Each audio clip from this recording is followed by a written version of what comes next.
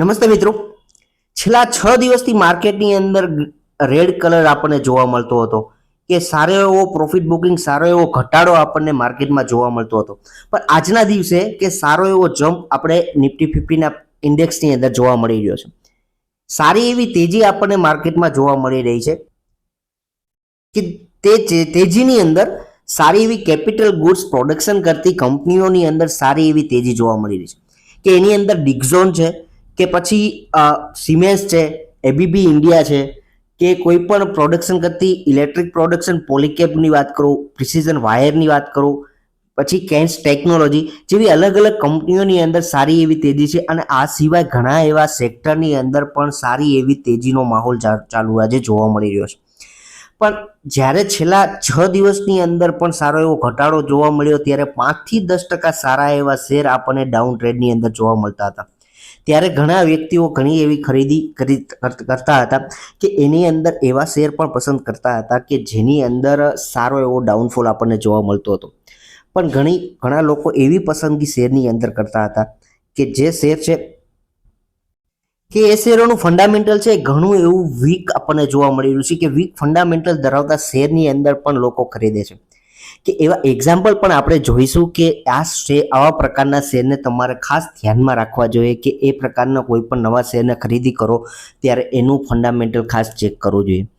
આ સાથે આજે આ માર્કેટની અંદર સારી એવી તેજી છે એના પાછળના રીઝન પણ આપણે જોઈશું કે એ પહેલા સ્ટોક ઓફ ગુજરાતી લાઇન્સ ચેનલની અંદર તમામ મિત્રોનું હાર્દિક સ્વાગત છે. મિત્રો ફર્સ્ટ ટાઈમ વિઝિટ કરો છો, એન્ડ સુધી વિડીયો જો, સબસ્ક્રાઇબ કરો ચેનલ, ફ્રી ઓફ ફોલો કામ છે, તમારા મિત્રો સાથે શેર કરો. જો વિડીયો તમને પસંદ પડ્યો છે લાઇક અને કોમેન્ટ કરી જણાવી શકો છો. હવે વિડીયોની અંદર આગળ વધીએ છીએ. આજના દિવસે સારી એવી તેજીનું માહોલ જોવા મળતું હોય તો એની પાછળ એક કારણ આપણે કહી શકીએ કે ક્રૂડ ઓઇલ, કે જે રીતના ક્રૂડ ઓઇલની અંદર આપણને જમ્પ જોવા મળી રહ્યો હતો એની ઉપર બ્રેક લાગી અને crude oil WTI crude oil છે એ સારું એવું ડાઉન આપણને જોવા મળી રહ્યું છે. કે બ્રેડ ક્રૂડની વાત કરીએ તો એ પણ 80ના લેવલ નીચે જોવા મળી રહ્યું છે કે ક્રૂડ ઓઇલ એક સારું એવું રો મટીરિયલ, સારી મોટી કંપનીઓનું રો મટીરિયલ તરીકે કામ કરે છે કે જેટલો એની અંદર ઘટાડો હશે એટલા આ કંપનીઓને સારો એવો ફાયદો થશે કે જેના લીધે પણ એક સારો એવો બાઉન્સ બેક જોવા મળી રહ્યો છે માર્કેટમાં. આ સાથે બીજું એક કારણ આપણે જોઈ શકીએ તો એ આપણા ઇન્ડિયાની અંદર ચાલી રહ્યા 2 સ્ટેટના રિઝલ્ટ ઉપર કે જેની અંદર ભાજપની એક સારી એવી સરકાર બનતી જોવા મળી રહી છે કે હરિયાણાની અંદર અને સાથે જમ્મુ કાશ્મીરની અંદર પણ એક નવી સરકાર જોવા મળશે. કે આ એક રિઝલ્ટનો ઇમ્પેક્ટ પણ માર્કેટ એક જોઈ રહ્યું છે કે સારો એવો બાઉન્સ બેક આપણા માર્કેટની અંદર જોવા મળી રહ્યો છે. કે આ સાથે આજના વિડીયોની અંદર જે મુદ્દા ઉપર વાત કરી છે, ટોપિક ઉપર આવીએ આપણે કે જે રીતે જે લોકો જ્યારે માર્કેટની અંદર ઘટાડો જોવા મળતો હોય ત્યારે સ્ટોક્સની અંદર જે વધી ગયેલા શેર કે એનો એ જ શેર ઘટાડે તમે પસંદ કરતા હોય છો, પણ એનો સ્ટ્રોંગ બાઉન્સ બેક એટલે કે ફંડામેન્ટલ સ્ટ્રોંગ સ્ટોક છે કે નહીં એ તમે ચકાસ્યા વગર એ કંપનીઓને પસંદ કરો છો ત્યારે એનો એ જ શેર ફરી વખત તમને લોસ કરાવે છે, એટલે કે લોસ કરાવી શકે છે. કારણ કે આ કંપનીઓની અંદર જે ફંડામેન્ટલ જે વીક છે એનો ભાગ છે કે જે કંપનીઓ ફંડામેન્ટલ સ્ટ્રોંગ નથી એ કંપનીની અંદર બાઉન્સ મળવો ખૂબ જ મુશ્કેલ છે. કારણ કે ફંડામેન્ટલી સ્ટ્રોંગ હોવું એટલે કે સારી એવી કંપનીઓની અંદર બિઝનેસની અંદર કે એના સેલ્સની અંદર સારો એવો ગ્રોથ આપણને જોવા મળતો હોય, આ સાથે કંપની સારો એવો પ્રોફિટ ઘરમાંથી બતાવી શકતી હોય, એની સાથે એ કંપનીઓના પ્રમોટરોનું હોલ્ડિંગ કે આ પ્રમોટરોનું હોલ્ડિંગ છે એ પણ સારું એવું જોવા મળે છે કે આવા બધા બેઝિક જે કહી શકીએ એવા ફંડામેન્ટલ એ કંપનીઓના હોવા જોઈએ. આ એક આપણે ફંડામેન્ટલ નોર્મલી આપણે ચેક કરતા હોય, પણ ગમે તે કંપની તમે પસંદ કરો છો, જો નબળી કંપની તમે પસંદ કરેલી છે, જો એનું ફંડામેન્ટલ વીક છે તો એનો એ જ શેર ફરી વખત ડાઉન જ જવાનો છે. કે કારણ કે જ્યારે માર્કેટની અંદર ઘટાડો તમને જોવા મળશે આ શેરની અંદર પણ ઘટાડો સારો એવો થશે, પણ એ કંપની ફરી વખત બાઉન્સ દેવા માટે કે રિકવરી આપી શકે નહીં. કારણ કે જે કંપની ફંડામેન્ટલ સ્ટ્રોંગ સ્ટોક છે એ કંપની ફરી વખત એટલે કે તમારો જે ભાવે ખરીદેલી છે એ બાઉન્સ બેક આવનારા દિવસોમાં સમયમાં તમને આપી શકે. જે વીક જે ફંડામેન્ટલ કંપનીઓ છે એને તમારે ખાસ ધ્યાને દોરવી જોઈએ કે એની અંદર તમારે ફરી વખત ખરીદી કરતાં પહેલાં આ પોઈન્ટ ચકાસવા જોઈએ. એવી એક 3 એક્ઝામ્પલ થ્રુ આપણે આ કંપનીઓને સમજીએ કે આ કંપનીઓની અંદર તમારે ખાસું એવું ધ્યાન રાખવું જોઈએ છે.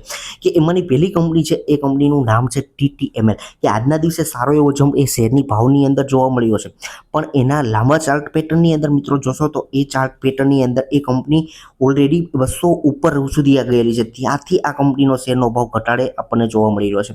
કે TTML શેરની અંદર કે જ્યારે તમે આવી બધી કંપનીઓ કંપનીઓની અંદર અહીંયા એન્ટ્રી કરો છો કે અહીંયા એન્ટ્રી કરો છો કે ઘટાડે જોઈ કે આ શેરની અંદર પસંદગી કરો છો ત્યારે તમે ફસાઈ રહ્યો છો. તમે એ લાંબા ચાર્ટ પેટર્ન ઉપર પણ ચેક કરવું જરૂરી છે કે આ કંપનીનો ચાર્ટ છે એટલો બધો ડાઉન થયો છે તો એની પાછળનું રીઝન શું છે, કે કયા કારણ થ્રુ આ કંપની છે એ એટલી બધી ઘટાડે આપણને જોવા મળી રહી છે, કે કોઈ પણ પ્રોપર રીઝન કંપનીનું છે કે સેક્ટર વાઇઝ છે. આ વસ્તુ ખાસ એક ચેક કરવી જોઈએ. આ સિવાય એ કંપનીના ક્વાર્ટરલી રિઝલ્ટ ઉપર જોશો મિત્રો તો આની આ જ કંપની છે એ પ્રોફિટની અંદર આની આ જ કંપની છે લોસ કરી રહી છે. કેટલા ઘણા સમયથી આ કંપની પોતે લોસની અંદર કામ કરી રહી છે. એની સાથે એના EPS ઉપર જો અર્નિંગ પર શેરની ઉપર કમ્પેર કરીએ આ કંપનીને તો એ કંપની પોતે એમાં પણ માઇનસમાં પણ ચાલી રહી છે.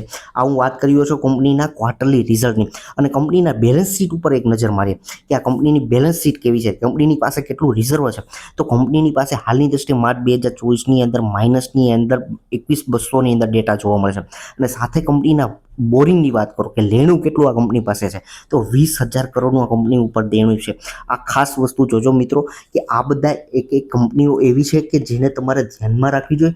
આ સિવાય બીજી એવું એક એક્ઝામ્પલ સમજીએ મિત્રો કે MTNL કે જે કંપની છે એ ટેલિકોમ સેક્ટર ઉપર કામ કરી રહી કંપની છે, કે જે કંપનીના આ સારો એવો જમ્પ જોવા મળી રહ્યો છે કે જો તમે ટ્રેડિંગ પ્રોપર કરી શકતા હો કે ચાર્ટ પેટર્ન ઉપર તમારી પાસે માહિતી છે કે એનું નોલેજ છે તો વસ્તુ તમે જમ્પ ઉપર તમે લઈ શકો. પણ જ્યારે આ કંપનીઓ નીચે આવશે, માર્કેટની અંદર કંઈ પણ ઘટના બનશે, કંઈ પણ ન્યૂઝ એવા આવશે ત્યારે એકી સાથે ઘટાડાની અંદર શેર બાઉન્સમાં રિટર્ન મેળવું કે બાઉન્સમાં બહાર નીકળવું પણ મુશ્કેલ પડી જશે.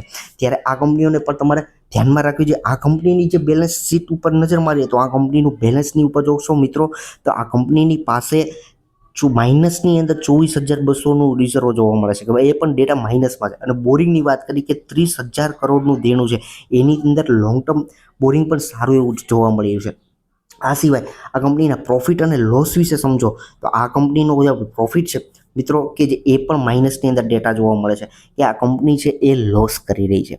એટલે આવી બધી કંપનીઓની ઉપર ખાસ તમારે નજર રાખવી જોઈએ કે જે કંપની તમે નવી પસંદ કરો છો એની ઉપર ખાસ એવી નજર તમારી હોવી જોઈએ. કે આ સિવાય બીજી કંપની ઉપર હું તમને લઈ જાઉં કે એ જ કંપની ઉપર તમારે પણ ખાસ એવી નજર કે આજના દિવસે પણ એ નોર્મલ 2.30% પર્સન્ટેજ દેની અંદર આપણને જમ્પ જોવા મળે છે.